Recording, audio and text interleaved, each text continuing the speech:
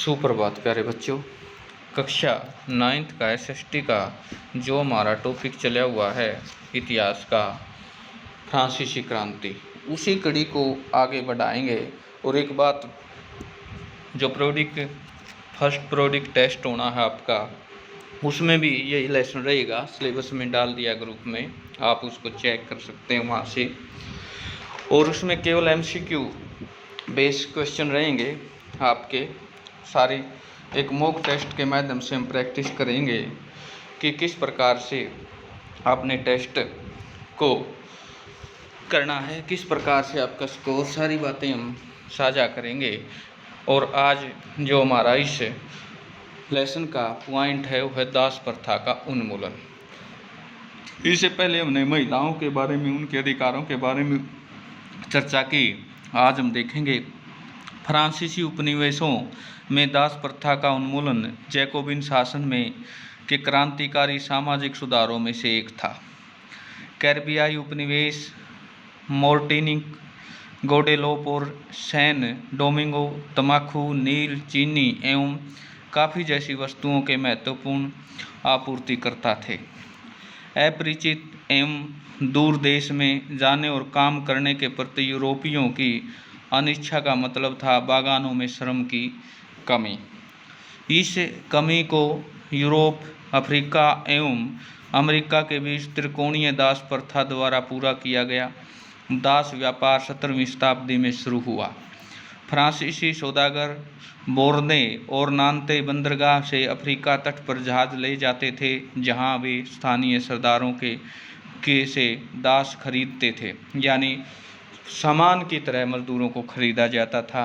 दासों को दाग कर, हथकड़ियाँ डालकर अटलांटिक महासागर के पार कैरिबियाई देशों तक 3 माह की लंबी समुद्री यात्रा के लिए जहाज़ों में ठूंस दिया जाता था। यानी इसमें ये दिखाया गया है कि मजदूरों की, दासों की कैसी हालत थी। वहाँ उन्हें बाग मालिकों को बेच दिया जाता। दास पर श्रम के बल पर यूरोपीय बाजारों में चीनी, कॉफ़ी एवं नील की बढ़ती मांग को पूरा करना संभव हुआ। बोर्दे, नान्ते जैसी बंदरगाह फलते फूलते दास व्यापार के कारण ही समृद्ध नगर बन गए। 18वीं शताब्दी में फ्रांस के दास प्रथा की ज़्यादा निंदा नहीं हुई। नेशनल असेंबली में लंबी बहस हुई। व्यक्ति के मूलभूत अधिकार उपनिवेशों में रहने वाले प्रजा सहित समस्त फ्रांसीसी प्रजा को प्रदान किए जाएं या नहीं, परंतु दास प्रथा पर निर्भर व्यापारियों के विरोध में भय से नेशनल असेंबली में कानून पारित नहीं किया गया। लेकिन अनंतर सन 1794 में कन्वेंशन फ्रांसीसी उपनिवेशों में सभी दासों की मुक्ति का कानून पारित कर दिया गया, पर यह कानून एक छोटी सी अवधि तक लागू रहा। 10 वर्ष के बाद नेपोलियन ने दास प्रथा को पुनः शुरू कर दी और बाग मालिकों को अपने आर्थिक हितों के सामने अफ्रीका निगरो लोगों को गुलाम बनाने के लिए स्वतंत्रता मिल गई। यूरोप फ्रांसीसी उपनिवेश के अंतिम रूप में दास प्रथा का उन्मूलन 1848 में किया गया। नेक्स्ट पॉइंट है क्रांति और रोजाना की जिंदगी। यानी इसमें बदलाव क्या आए, क्या राजनीति, लोगों को पहनावा, उनकी बोलचाल, उनके द्वारा पढ़ी जाने वाली पुस्तकों को बदल सकती है। सन 1789 के बाद के वर्षों में फ्रांस के पुरुषों, महिलाओं, बच्चों में जीवन में ऐसे अनेक परिवर्तन आए। क्रांतिकारी सरकारों ने कानून बनाकर स्वतंत्रता व समानता के आदर्शों को रोजाना की जिंदगी में उतारने का प्रयास किया। बास्तिल के विध्वंस के बाद सन 1789 की गर्मियों में जो सबसे महत्वपूर्ण कानून अस्तित्व में आया वह था सेंसरशिप की समाप्ति।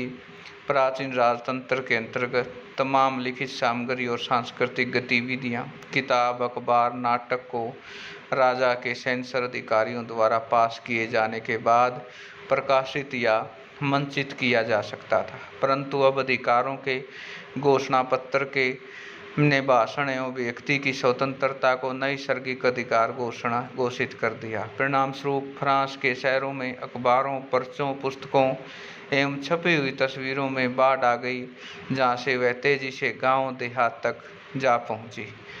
उनमें फ्रांस में घट रही घटनाओं में परिवर्तनों का ब्यौरा, उन पर टिप्पणियां होती गई। प्रेस की स्वतंत्रता का मतलब यह था कि किसी भी घटना पर परस्पर विरोधी विचार व्यक्त किए जा सकते थे। प्रिंट के माध्यम से उपयोग करके एक पक्ष से दूसरे पक्ष अपने दृष्टिकोण में सहमत कराने की कोशिश की गई। नाटक, संगीत, उत्सवी जुलूसों के असंख्य लोग जाने लगे। स्वतंत्रता, न्याय के बारे में राजनीतिकों, दार्शनिकों के पांडित्यपूर्ण लेखन समझाने जुड़ने का यह भी लोकप्रिय तरीका था कि क्योंकि किताबों को पढ़ना तो मुट्ठी भर शिक्षितों के लिए संभव था। इस लेसन का जो सारांश है वो इस प्रकार से है। 1804 में नेपोलियन बोनापार्ट ने खुद को फ्रांस का सम्राट घोषित कर दिया। उसके पड़ोस यूरोपीय देशों में विजय पाना शुरू की। पुराने राजवंशों को हटाकर उसने नए साम्राज्य बनाए। उनकी बागडोर अपने खानदान के हाथों में दे दी। नेपोलियन खुद को यूरोप में आधुनिकीकरण का अग्रदूत मानता था। उसने निजी संपत्ति की सुरक्षा के लिए कानून बनाए और दशमलव पद्धति पर आधारित नाप तोल एक शासन प्रणाली चलाई। शुरू में बहुत सारे लोगों को नेपोलियन मुक्ति दाता लगता था। उसके बाद जनता स्वतंत्रता दिलाने की उम्मीद थी, पर जल्दी ही उसने नेताओं के लोग हमलावर मानने लगे। आखिरकार 1850 में वाटरलू में उनकी हार हुई। यूरोप में बाकी हिस्सों की मुक्ति आधुनिक कानूनों को फैलाने वाले क्रांतिकारी उपायों का असर उसकी मृत्यु के काफ़ी समय बाद आया। स्वतंत्रता, जन्मवादी अधिकारों, विचार, फ्रांसीसी क्रांति सबसे महत्वपूर्ण विरासत थे। ये विचार 19वीं सदी के फ्रांस में निकलकर बाकी यूरोप में फैले।